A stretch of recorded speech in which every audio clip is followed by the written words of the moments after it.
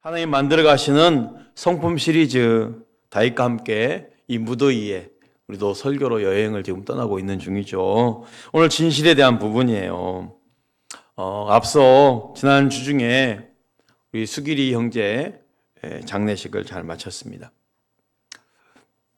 수길이 임종 예배 기도를 토요일 날 이렇게 드리고 왔는데도 마음에 이게 또 수련회 겹치면 안 되는데 그런 마음이 있었는데 마침 수련회 끝나는 날 그날부터 장례가 시작됐고 지난 목요일 장례가 잘 마쳐졌어요. 처음 교회 찾아온 이유는 자기가 죄를 많이 지어서 그래서 뇌종양 수술도 하고 그래서 아픈 것 같다고 회개하고 싶어서 교회에 온 겁니다. 그래서 알려줬죠. 죄가 많아서 병을 가진 게 아니라 하나님이 수길이를 사랑해서 불러준 거라고 일러줬어요. 교회 등록하고 목양실에서 찍은 사진이요. 바로 우리 수길이 영정사진이 됐네요. 교회 등록하고 목양실에서 잘 찍었는데 이게 영정사진이 될 줄 생각도 못했죠.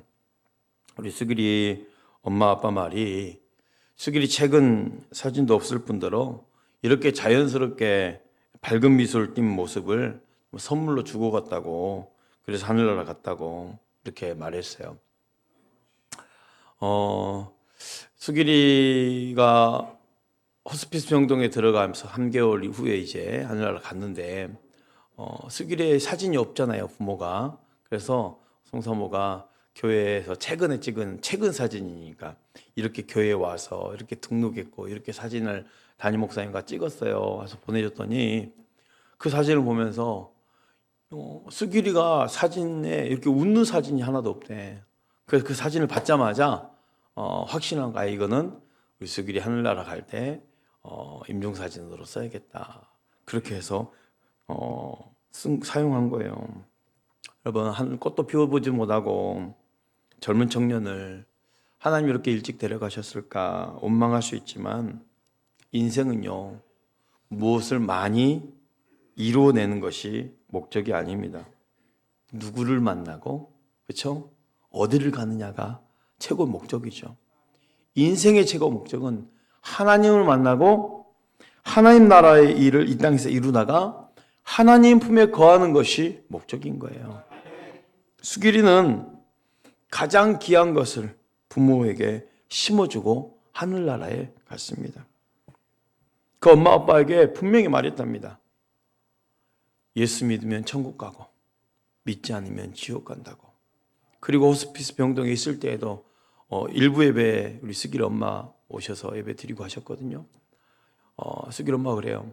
병동에 있을 때에도 수길이가 항상 그랬다고. 엄마 천국에서 꼭 만나자고 그랬대요. 그렇게 아무나 말 못하잖아요. 구원의 확신, 복음에 대한 확신이 있으니까 그렇게 말할 수 있는 거죠. 수길이 아빠는요, 수길이의 이 말을 유언으로 생각하고 복음을 받아들이고 다짐을 했고요. 우리 수길이 엄마도 수길이가 이내 못다한 일들, 그래서 우리 성원교회에 나오면서 예배를 드리겠다고 다짐을 하고 있어요. 하나뿐인 아들을 먼저 보낸 부모의 마음, 어떤 것도 위로가 될 수 없죠.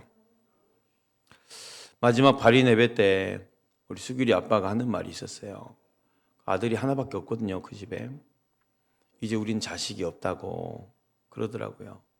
얼마나 마음이 아프던지요. 근데 속으로 저는 이렇게 기도했어요. 하나님, 이들이 하나뿐인 아들을, 자식을 하늘로 먼저 보냈지만 하나님, 수길이를 통해서 이 가정에 구원의 꽃이 피었는데 이제 이들 부부가 정말 새 생명의 그 구원의 역사의 잉태로 말미암아 그 위로함을 받을 수 있기를 바랍니다 하면서 마음으로 기도했어요. 여러분도 생각날 때마다 그렇게 기도해 주시고, 아마 수길이가 일부 예배를 오니까 오늘 엄마가 수길이가 항상 교회 나서는 시간에 나서서 교회를 온 거죠. 그리고 어떻게 또 앉아도 또 수길이가 평소에 앉았던 자리를 그대로 또 앉았어요. 그래서 끝나고 제가 말했죠. 아마도 수길이가 이제 하지 못한 일들 엄마가 대신해서 교회에서 예배를 드리시라고, 그래서 꼭 그러겠다고 그렇게 하셨어요.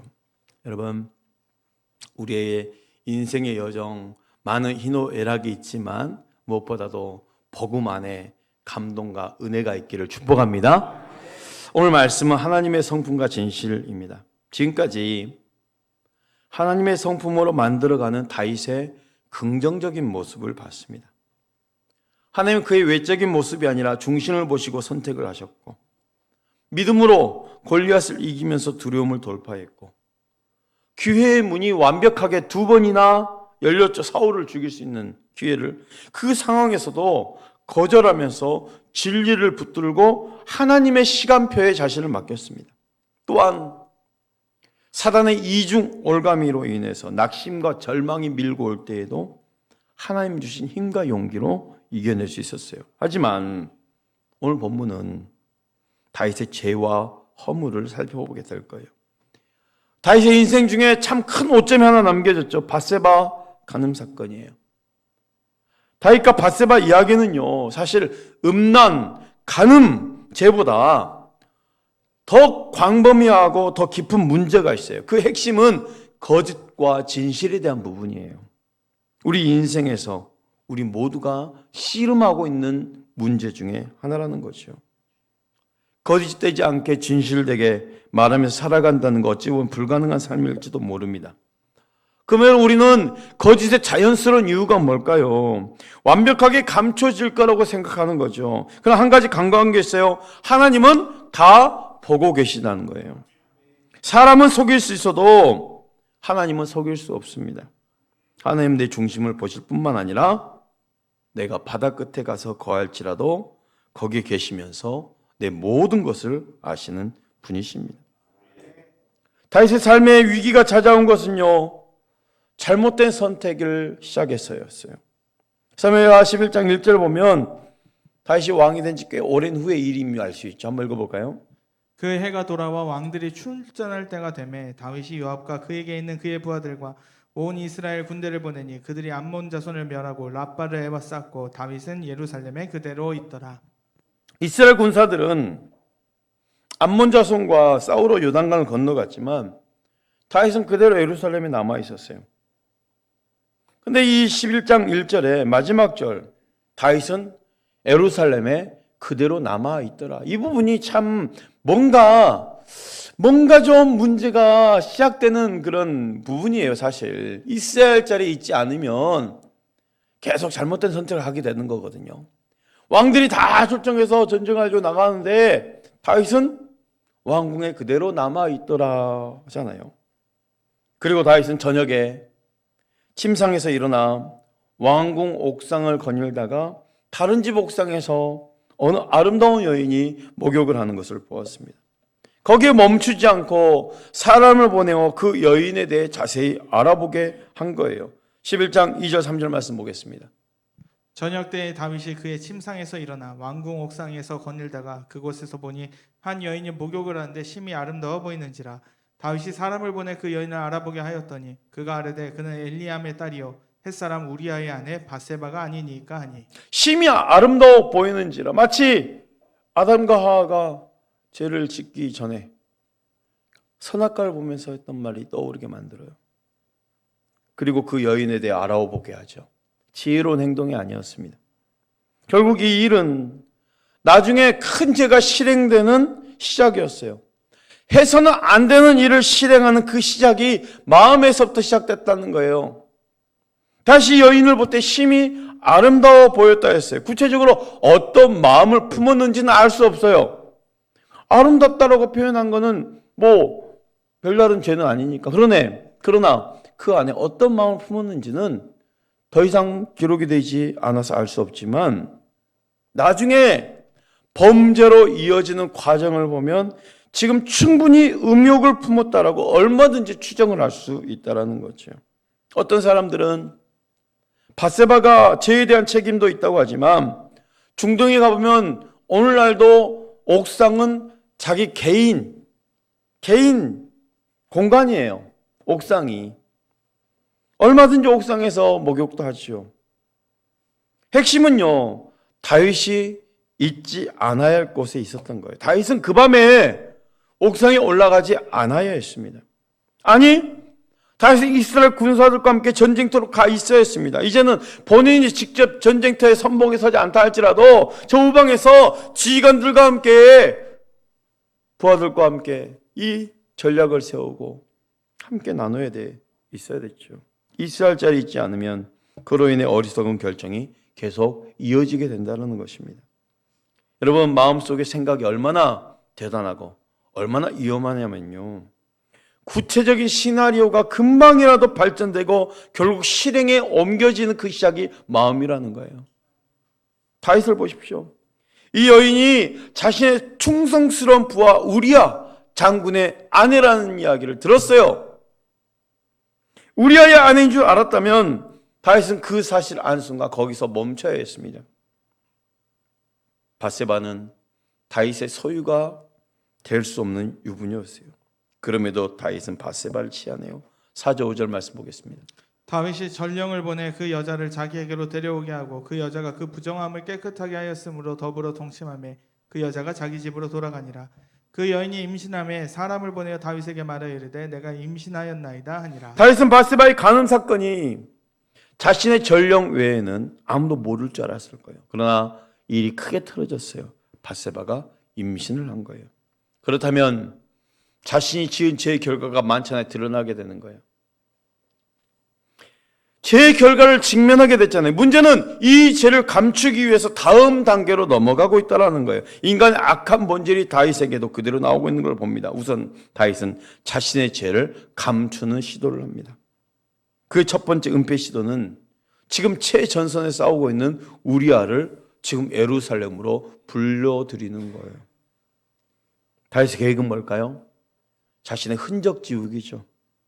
당시 아이를 임신하고 출산한 일에 대해서 산부인과가 있는 것도 아니고 체계적이지가 않잖아요. 유전자 검사를 할 수 있는 것도 아니고 최대한 빨리 밧세바 남편 우리아와 잠자를 갖게 하면 아무 일도 없는 듯이 끝날 일이었던 거예요. 완전 범죄가 될 수 있는 계획이었습니다. 그렇게 우리아가 전장에서 예루살렘에 돌아왔고 다윗은 전장에 대한 보고를 받은 뒤 선물을 주면서 집으로 돌아간 지시를 합니다. 사무엘하 11장 8절에 보면 다윗은 우리아에게 내 집으로 내려가서 발을 씻으라 말해요.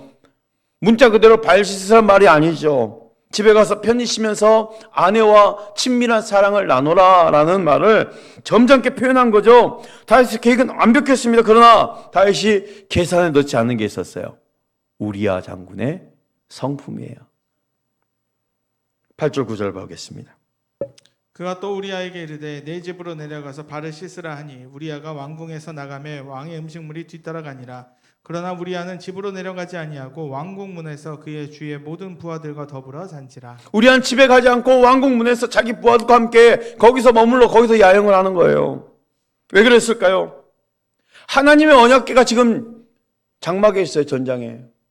자신의 동료들, 자신의 부하들이 전장에서 지금 야영을 하고 있어요. 그런데 자기만 누릴 수 없다는 거예요. 더군다나 하나님의 언약궤 전쟁유 장막에 있는데 자신은 집에서 편하게 있을 수 없다는 거예요. 11절 말씀 한번 보겠습니다. 우리아가 다윗에게 아뢰되 언약궤와 이스라엘과 유다가 야영 중에 있고 내 주 요압과 내 왕의 부하들이 바깥들에 진치고 있거늘 내가 어찌 내 집으로 가서 먹고 마시고 내 처와 같이 자리이까. 내가 이 일을 행하지 아니하기로 왕의 살아계심과 왕의 혼의 살아계심을 두고 맹세하나이다 하니라. 우리아는 지금 자신의 동료와 하나님께 충성을 다하기로 한 겁니다. 사실 이 마음은 누가 품어야 될 마음이에요? 다윗이 품어야 될 마음이에요.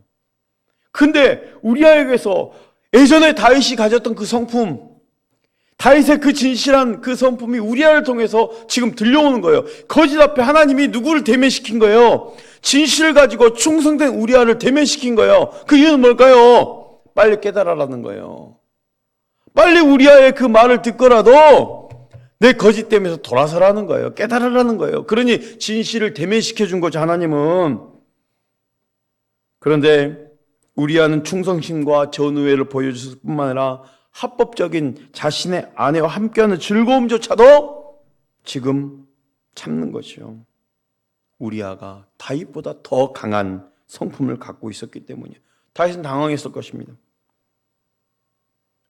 만약 다윗이 우리아가 가지고 있는 성품으로 말미암아 뭔가 조금이라도 깨달음이 있었다면 여기서 멈춰야 했어요.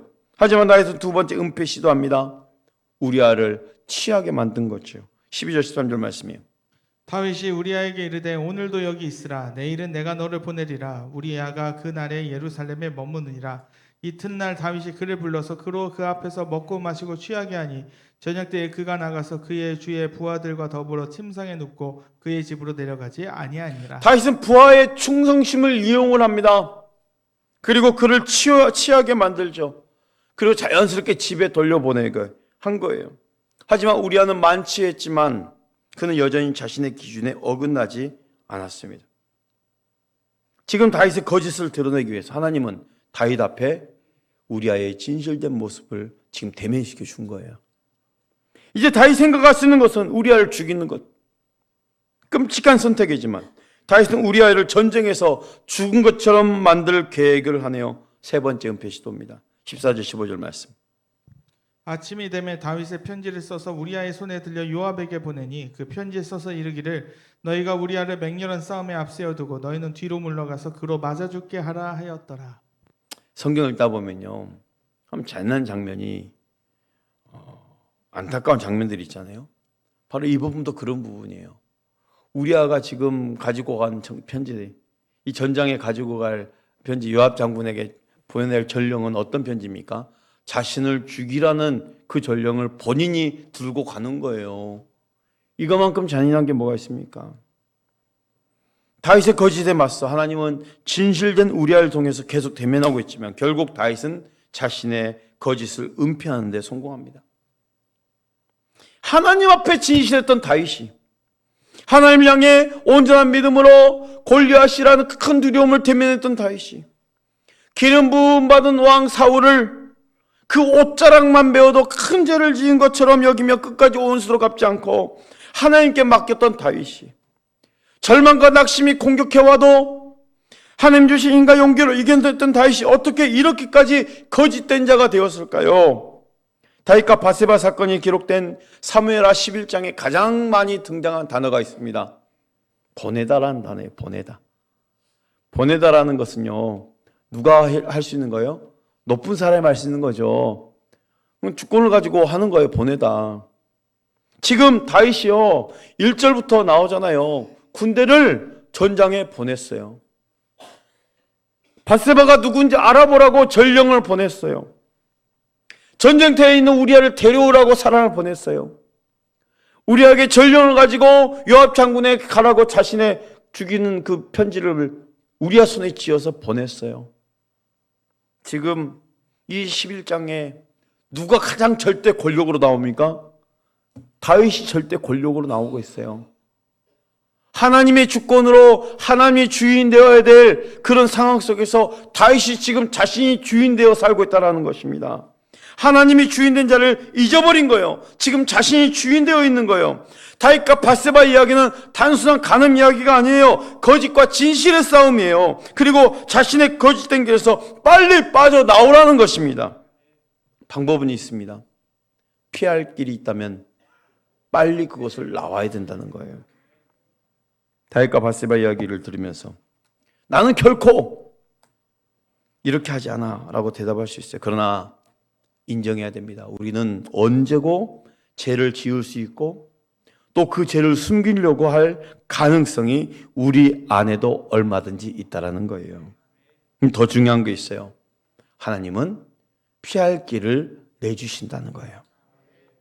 우리는 그 길을 따라 나올 수 있다는 거예요. 물론 그 길이 쉽지 않죠. 하지만 고통스러울지라도 하나님이 내시는 길을 빨리 타면 탈수록 회복의 과정이 빨리 시작된다는 거예요. 회복의 과정을 시작할 수 있는 그 피할 길로 우리는 어서 빨리 들어가야 된다는 것이죠. 왕들이 전쟁에 나가는 그 때에 다윗은 집에 머물러 있어서는 안 되었던 거예요. 밧세바가 옥상에서 목욕하는 날 다윗은 왕궁의 옥상에 있으면 안 되었던 것입니다. 다윗이 원래 해야 했던 대로 했다면 이 모든 위기를 모면할 수 있었을 거야. 하지만 하나님은 그래도 피할 길을 주셨네요. 전령을 통해서 밧세바가 우리아 장군 아내라는 것을 알게 했어요. 그것이 곧 피할 길이었어요. 빠져나와야 했습니다. 우리아가 언약궤와 이스라엘과 유다가 야영 중에 있는데 내가 어찌 집에 가서 편히 먹고 마시고 내 차와 자겠습니까? 말했을 때 우리아의 진실되고 충성된 모습 앞에 자신의 잃어버린 모습을 깨닫고 하나님을 향한 충성과 사람에 대한 잘못을 깨닫고 빠져나와야 했어요. 여러분, 우리가 잘못된 길로 가고 있다고 경고를 주실 때에는 즉시 그 길로 빠져나오는 게 좋습니다. 이런 결정은 빨리 할수록 좋습니다. 그렇다고 해서 너무 늦었어 라고 말하면 안 됩니다. 늦을 때는 없어요. 하나님은 계속해서 경고의 메시지, 피할 길을 내주세요. 그 길을 빨리 타면 좋은 거예요. 기와 관련된 원인과 결과를 잘 알려주는 성경 구절이 있죠. 야고보서 1장 14절 15절 말씀입니다. 오직 각 사람이 시험을 받는 것은 자기 욕심에 끌려 미혹됨이니 욕심이 잉태한즉 죄를 낳고 죄가 장성한즉 사망을 낳느니라. 따라서 할까요? 욕심이 잉태한즉 죄를 낳고 죄가 장성한즉 사망을 낳느니라. 모든 악순환의 시작이 욕심이었죠. 욕심 때문에 시험에 빠지고 죄를 짓게 되어 결국은 어디에 이른다? 사망에 이른다. 죄를 정당화할 수 있는 것은 어떤 것도 없습니다. 죄는 무조건입니다. 회개하고 하나님 앞에 무릎을 꿇는 것, 하나님 앞에 엎드리는 것 뿐이에요. 그것이 빠르면 좋습니다. 죄는요 결국 드러나게 돼 있거든요. 여러분, 죄는 숨겨져 있을 때는 힘을 가지고 있어요. 하지만 드러나면 그 힘을 잃게 되는 이유가 뭡니까? 하나님은 이 죄를 결코 방관하고 내버려두지 않기 때문이에요. 내가 혹시 잘못된 길로 가고 있다라고 경고를 주실 때 빛으로 나오는 사람은 그에게 부어주신 하나님의 은혜, 자비는 풍성하고도 놀랍다라는 것을 기억하시길 바랍니다. 오늘도 거짓 앞에서 진실할 수 있는 우리 모든 성도님 될 수 있기를 축복합니다. 하나님의 성품 진실로 무장될 수 있기를 바랍니다.